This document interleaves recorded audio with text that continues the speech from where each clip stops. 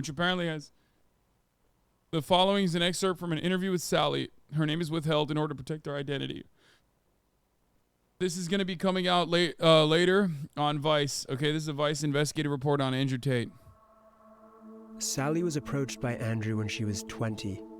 Due to fears of harassment from his fan base, she's withholding her real name. First night that I worked for him, Andrew bought me like 5 bottles of wine. So I got completely drunk because I'd never done webcam work. So I was very, very nervous.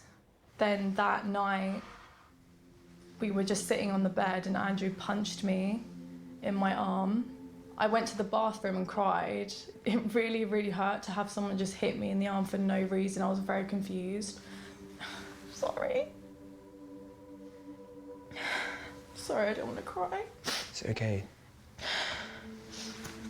So then when I came out of the bathroom, he was super, super nice. Like, from what I remember, Andrew didn't have any alcohol at all. It was literally just me. That night we cuddled and we ended up having sex and I was really, really drunk. That was my first night. Then it was kind of like every single night I would work. But as soon as he handed me my money, I soon forgot about him hitting me and everything else. And it was just like, wow, I've got all this money now. Like, Dude, I can't tell if like True Delusion is like an Andrew Tate fan or something, or if he's just truly delusional and basically chirps in the chat specifically so that like I recognize him as like a weirdo in the chat. Every time we talk about anything, he has to be like, I have a third worldist perspective, which is why I think Andrew Tate's like sex trafficking ring might be not all, not the way that the way that Vice is presenting it, because Vice is like bad. Yeah, Vice is bad, bro.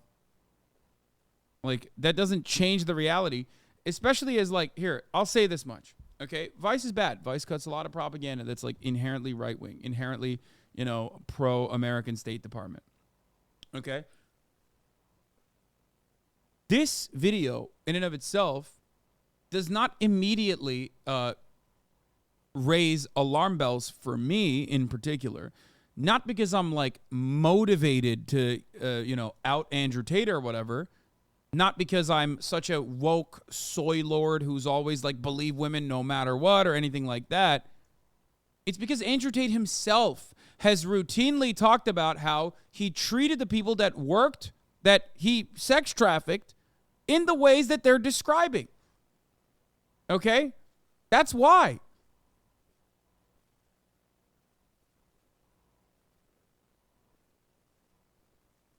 Like, don't listen to the victims. Listen to Andrew Tate. He has said it openly. he would just pay me a flat fee of £15 an hour, which back then was fantastic. I was making £5 an hour at my 9-to-5 job. But when you look at the money that I was actually bringing in, it just doesn't even scratch the surface. Yeah, he would withhold their earnings. Is that a surprise to you? No, because he has admitted that. Someone should do a fucking supercut of everything she's saying versus everything Andrew Tate has also said.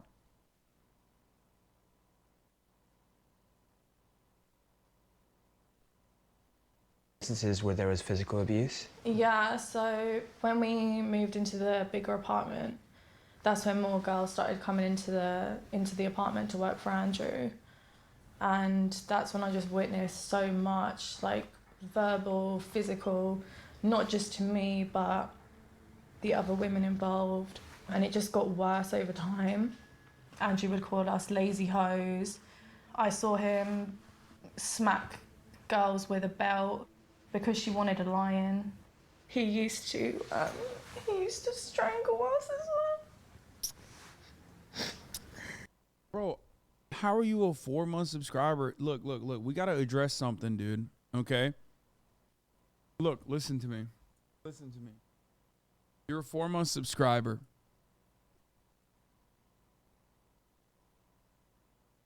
You literally said lost all respect for Aiden when he started to fuck with Tate, and him defending him should get him canceled. How the fuck do you go from that to this feels fake as fuck when, once again, you look at a fucking video like this and every single thing that this woman is saying, unironically, 1-to-1 corresponds to things that Andrew Tate has said and has defended. This is important to understand. This is a moment for self-reflection. This is a moment to examine the underlying inherent misogynistic takes that you might have. You see a woman crying, you see Vice, and you're like, oh, fuck this. They're just trying to come after Andrew Tate probably. How the fuck do you arrive at that? Okay, for a guy like Andrew Tate. For any other guy, maybe you have a little bit more of this take. It's still kind of misogynistic to immediately look at a crying woman and think like she's lying, okay, without like getting a better assessment of all the facts involved. But the idea that like you would do this for Andrew Tate when Andrew Tate himself has openly bragged about doing all of these things is crazy.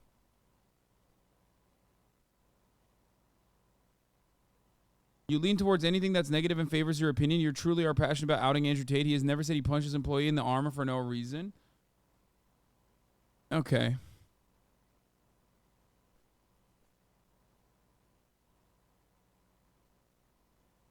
I like that he snuck in employee that way, by the way. But there are not only footage, there's not only footage of Andrew Tate beating women, okay, like openly beating women. Okay, there are plenty of it, which I can't even show you because it's TOS. There are also instances of Andrew Tate talking about beating women who are out of place, who are out of pocket. Okay.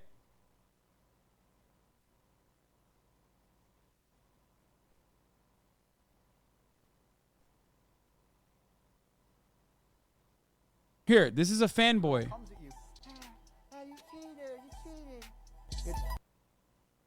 Bang out the machete, boom in her face, and grip her up by the neck. But shut up, bitch, girl.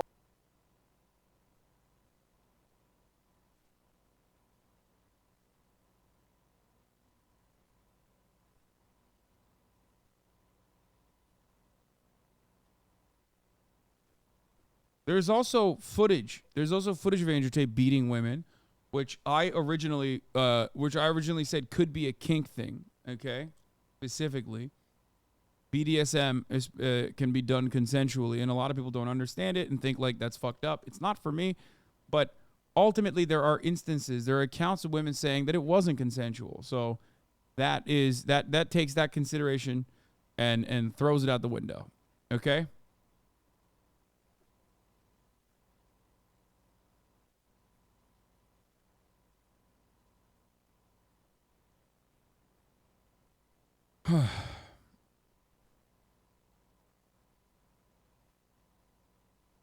It's weird to me that you would say that you would immediately rush to be like, oh, that's not true. Like Andrew Tate doesn't beat women when he himself has said time and time again that he has beaten women. I'm like 100 and something kilo. Women aren't as big as me. You're like a 55 kilo female. I will pick you up with one hand by your titty, body slam your ass.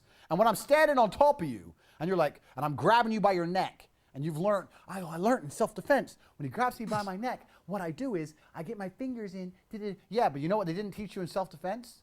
Here's a little move. When I grab you by your neck and you start annoying me trying to resist, and I just, and then I grab you by your neck again. Then what the fuck are you gonna do when your face is collapsed? I'm like a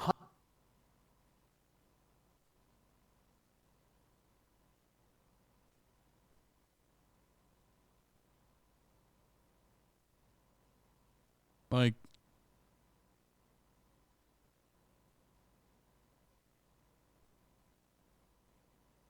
how the fuck defended chatter? I know what he's gonna say. He's gonna say, well, he's talking about self-defense style situation. No, he's gonna say in a self-defense style situation. He didn't say he would beat his own. Wait, oh, hold on. This was a good video here. I mean, this is like basically my compilations of him talking about his business strategies numerous times. This lawyer basically. Because at the beginning she will need you, but then she control with emotions and actual physical control. And this is extremely important because at the beginning she will need you, but then she won't need you. But you have to keep that fallacy, keep that dream alive. Fallacy. That's his word. His word. Not taking this out of context. So she'll need you at first, but then she won't. But you have to keep her convinced that she does need you. That's how you control. That's the control part. And it is a fallacy. And what is fallacy? fraud. She can't do this without you, to ensure that she doesn't do it without you. So this is what screen share is all about. Effectively, this is the way the business works. The girl sits on the camera. Now, when the girl is on camera, and you would have seen from my promotional video, that was at the height of my webcam empire. The blonde in that video I'm still with now. You'll see from there how we explain that there's people typing or pretending to be the girl 24 hours a day. So it hasn't got to be 24. That part, I suppose, is fine in terms of a business model, but it's fraud. I mean, he's the one typing, and so you think you're getting all excited by something she's saying, and here you're really communicating with Andrew Tate. But that method is very important for two reasons. First, let me explain how it works. Listen up, motherfuckers. So the girl's on the webcam. She's sitting here. When a girl is on camera, she has a public room, which people will visit, and they will spend money in and talk shit. And when you think about it, the people that he's appealing to on these webcams are just a bunch of really lonely guys, and there's a ton of them out there. It is your job to train the girl to talk to and interact with that public room as much as possible. So when people come in the room and say, oh, hey, how are you? She's like, they type. The men type, hey, how are you? It comes in the box. She goes, oh, hey, I'm fine, thank you. And she has to make sure her public room is engaging and interesting as much as possible to keep people in the room. Now, while the public... So there's nothing wrong with that. Nothing wrong with what he's actually doing. It's the nature of how he's getting the girls there and keeping them there. Yeah. She can also receive private messages. And all those private... Anyway, he's basically describing the OnlyFans management business, but the problem is OnlyFans management business, when done consensually, is still unethical in the sense that it's like inherently very exploitative. And I think OnlyFans managers do like take too large of a cut with not really a lot of like true management that they bring to the table, with the exception of like a AI chat farm or like an Indonesian chat farm basically that they bring. And they manage the messages that like OnlyFans girls get throughout the entire year. But as far as like the methods of how he finds the girls and keeps them there, that is incredibly illegal. Part of that is, according to the investigation and according to Andrew Tate himself, physical coercion, okay? Physical intimidation, threats of violence, on top of loving or portraying, on top of like, the classic fucking TikTok abused term of love bombing, like being manipulative, emotionally manipulative, getting people to like fall in love with you, and then brutally abusing them after you have successfully isolated them. That's just how he fucking does his shit. And he openly states it too. Like, he openly has talked about it so many fucking times. It's like very weird that people still try to defend it. 2 women have told Vice World News they were violently abused, one raped, the other repeatedly strangled by Andrew Tate, and that the UK police and the Crown Prosecution Service mishandled their case. Shocking. Shocking to me that happened. That's crazy. That's crazy that the UK police... It's shocking that Andrew Tate did that after he said he did it. And it's also incredibly shocking that, like, police forces were not able to conduct a proper investigation. Like, so surprised. Like, the top of the hour ad break coming in 6 minutes later, okay? Normally it comes at exactly 3. Sometimes it comes at 3:06. And it should not shock you that you can avoid the ad break at the top of the hour by subscribing. I don't know how to do a better segue. This is a heavy conversation. I'm not very good at doing segues during heavy conversations. You already know that. I don't want to fucking hear it. You no longer want to see those ads. All you need to do is subscribe, which you can do for $5 or for free with a Twitch Prime if you want an uninterrupted ad-free broadcasting experience. That's one way to do it. Another way to do it is by getting gifted a sub if you're lucky. You can get gifted a sub.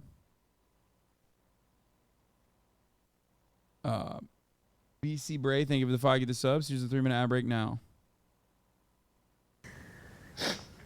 King, thank you for the 5 get the subs as well. There was another time when he came into the bedroom, me and the other girl, we would sleep in the same bed with Andrew, but at this time the girl had a partner, so she was not interested in Andrew at all. And I had gone to the shower, I came back and I noticed he was, like, I saw him raping her. And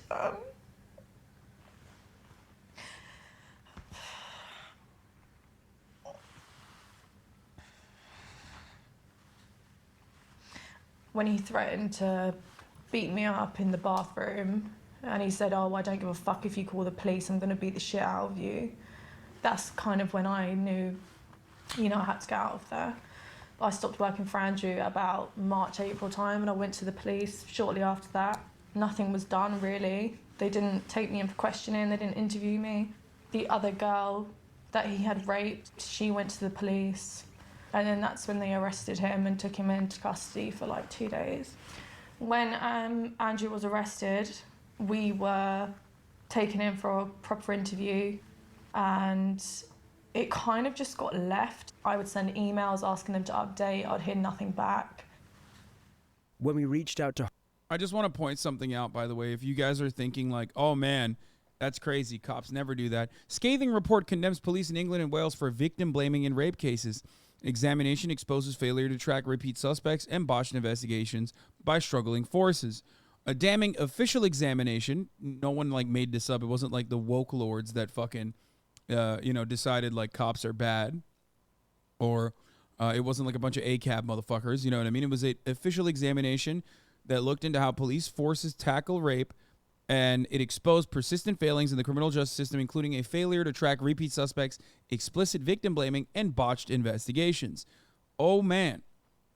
Into the first year of Operation Soteria Bluestone, launched by the government after a catastrophic fall in rape prosecutions, also paints a picture of an overworked, traumatized, and inexperienced police force in England and Wales, which are struggling to cope with an increase in rape reports after years of austerity.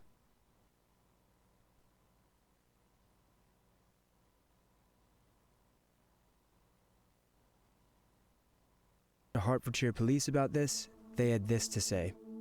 We acknowledge that there were some delays to the investigation.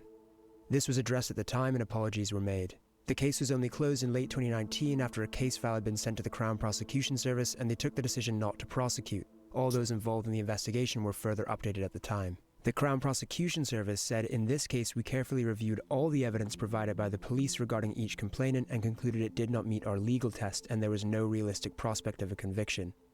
We sent a letter to each complainant explaining our decision not to charge. When he went into Big Brother, that's when they started to take things seriously. He's on TV, we need to get him out. They told me, the producers don't want to release him because he's proving to be entertaining. He was removed because of this ongoing police case. And it kind of just got left at like 2016. Here's that. You decide. We reached out to Banijay UK, the company behind Big Brother, and they said, as soon as we were made aware by Hertfordshire Police on the 8th of June 2016 that Andrew Tate was being investigated by the police, we began a process of extensive consultation with Channel 5 and legal teams, including the lawyers representing Andrew Tate. During this period, and whilst we sought to clarify the details required by Channel 5 on the police investigation, Andrew was closely monitored at all times. He was removed from the house on the 13th of June. And since then, has anything come of it? Unfortunately, they turned around and just said, we can't continue this case anymore. It's just insufficient evidence. We're not going to take it to court. You witnessed the rape occurring. Did that not count as evidence for them? No. They openly said it's really, really difficult to prove rape. Very difficult. In the UK, only 1 in 100 reported rapes result in a charge, let alone a conviction.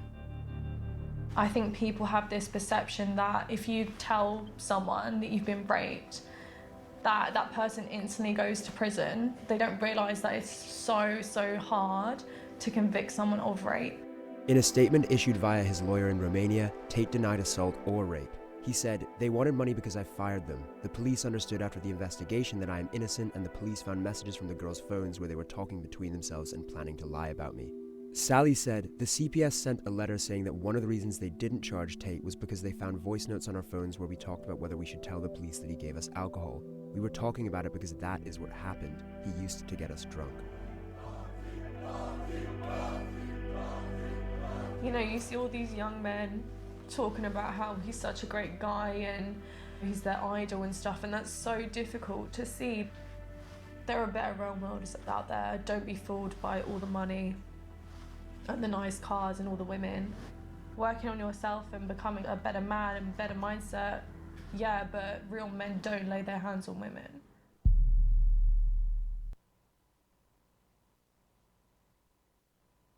Yep. At this stage, I don't think any amount of evidence is going to convince Andrew Tate fanboys that Andrew Tate is in the wrong here, because like part of believing and loving Andrew Tate means that you like the misogynistic things he's saying, and part of that underlying misogyny is the not so subtle implication, the very overt rhetoric that like rape culture is a falsehood and that like women deserve it and you can beat them. So of course, when you make yourself the face, the international living, breathing face of misogyny, the fanboys that you cultivate that also agree with that are not going to fucking believe you. Are not going to believe the victims, because loving Andrew Tate is all about not believing the victims and thinking that women are liars and whatnot. So that's how it is.